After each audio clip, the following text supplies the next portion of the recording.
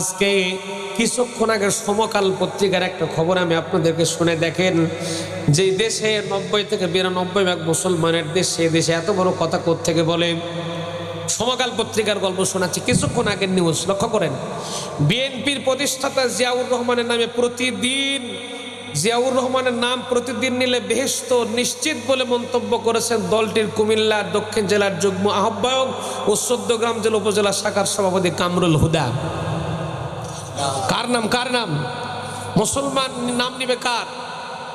আর এখানে বলতেছে কি বিএনপির প্রতিষ্ঠাতা জিয়াউর রহমানের নাম যদি প্রতিদিন কেউ নাই তার জন্য বেহেশত নিশ্চিত, মানে বেহেশতের টিকিট ওখানে বিক্রি হচ্ছে। কথা কয় না রে, হ্যাঁ লক্ষ্য করুন। তারপরে শুধু তার এরই কোনো শান্ত নয়, তিনি আবারও বলেছেন সমকাল পত্রিকায়, আমি বলতে চাই ভিডিও ম্যান দেখো, ক্যামেরা লক্ষ্য করে দেখো, সমকাল পত্রিকার নিউজ বলছি আমি কিন্তু গল্প করছি না। জামাতের স্থানীয় নেতাকর্মীদের সমালোচনা করে তিনি বলেন, একটা দল জামাত আমাদের সঙ্গে ছিল, তারা অতীতে আমাদের উপর ভর করে ক্ষমতার স্বাদ পেয়েছিল। কে বলতেছে? ওই কামরুল হুদা নামে বিএনপির যিনি নেতা। চৌদ্দগ্রামবাসী জানে তাদের ভোটের হার কত।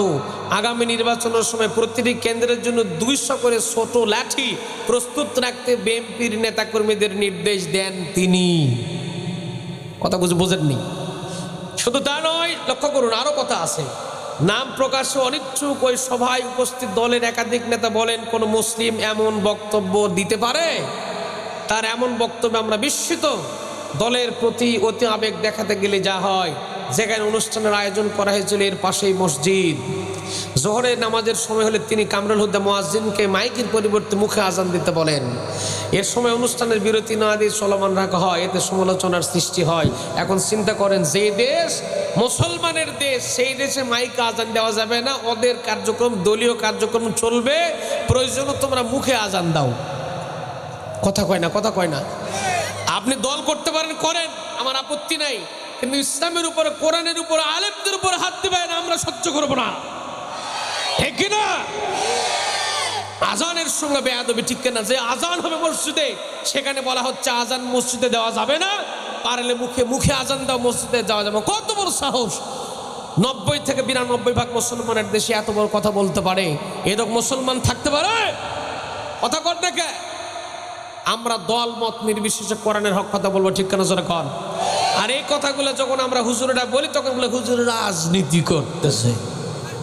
কথা কয় না। আমার প্রিয় ভাইরা, আগামীর দিন যদি আপনারা কোরআন দিয়ে সাজাতে না পারেন, তাহলে বড় বিপদ অপেক্ষা করছে। আমাদের জন্য গ্রিন সিগন্যাল, রেড সিগন্যাল অপেক্ষা করছে। আগামীর দিন যদি আল্লাহর কোরআন দিয়ে সাজাতে না পারি, আমাদের দেশটা লুটে পুটে খাবে এক শ্রেণীর লোকজন। এখন ঠিক কিনা? কেননা গতকাল বগুড়ায় আমাদের এক বক্তা ভাই কোরআনের কথা বলতেছিলেন, একজন নেতা, বিশিষ্ট নামধারী নেতা, আমি নাম বলতেছি না, বক্তার গায়ে পর্যন্ত হাত দিয়েছেন। সেই দেশে আলেমদের গায়ে হাত দেওয়া হয়, আলেমের বুকে কোরআন থাকে না, কি কোন থাকে কিনা? আলেমদের গায়ে হাত দেওয়া হয়েছে। ইতিপূর্বে আমরা দেখেছিলাম, আলেমদের গায়ে যেই হাত দিয়েছে আমার আল্লাহ ছাড় দেন, কিন্তু ছেড়ে দেন। যারা আলেমদেরকে হত্যা করবে, আলেমদের গায়ে যারা হাত দেবে, আমার আল্লাহ এদের গোষ্ঠী শুদ্ধ দুনিয়ার থেকে বিদায় করে দেবে। ওই আল্লাহ আছে না নাই? আর এগুলা যখন হুজুরেরা বলে যে হুজুর রাজনীতির বক্তব্য দিচ্ছে, কথা কয় না, এগুলো রাজনীতির বক্তব্য যেগুলো হচ্ছে সেগুলো আমরা বলতে পারবো না? আমরা কি বিদেশ থেকে পাসপোর্ট করে এদেশে আসছি? কথা কয় না বাড়ি, হ্যাঁ? আমরা এই দেশের নাগরিক না? আমাদের এই দেশের কথা বলার অধিকার আছে কিনা বলেন? আমরা নামাজের পক্ষে আছি, আমরা আজানের পক্ষে আছি, ঠিক কিনা জোরে কন? আমার প্রিয় ভাইরা, আপনি দল করতেই পারেন, যে দল করেন আপনার খুশি, আপনার ব্যাপার, কিন্তু আপনাকে হক কথা বলাই লাগবে, ঠিক কিনা বলেন? যেহেতু ওই যে বাংলাদেশ আওয়ামী লীগের একজন নেত্রী বলেছিলেন যে আমি মরার সময় যেন আমার মুখের স্লোগান ওঠে জয় বাংলা। কি বাংলা? আইবি রহমান। দেখেন, মানুষ চায় আল্লাহ আমাকে ইমানি হালতে নিও, মৃত্যুর সময় আমার মুখ অন্তত কালেমাটা মুখের মধ্যে দিও। মানুষ চায় না? আর উনি চাইছে, কি সুন্দর দোয়া করছে, আল্লাহ আমার মৃত্যুর সময় আমার মুখে দিও জয় বাংলা। আল্লাহ ফেরেশতাকে একে রেকর্ড করে রাখ, মরতে দেরি, পাটাম ফাটাতে যেন দেরি না হয়। কথা কয় না বাড়ি। আমার ভাইরা, কষ্ট হচ্ছে আপনাদের?